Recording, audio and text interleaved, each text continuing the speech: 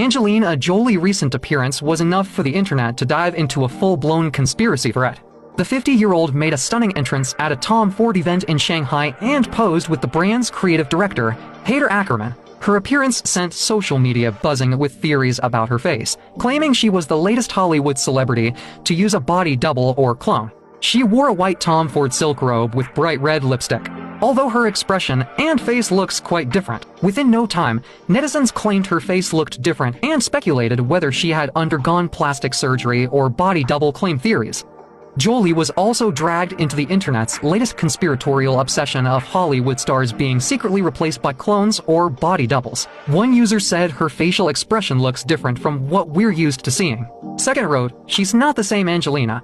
Look at the eyes and jaw or clone swap." Third claimed, "Just another replacement." Another said she had a facelift, her skin's tighter, but she lost that classic Angelina look.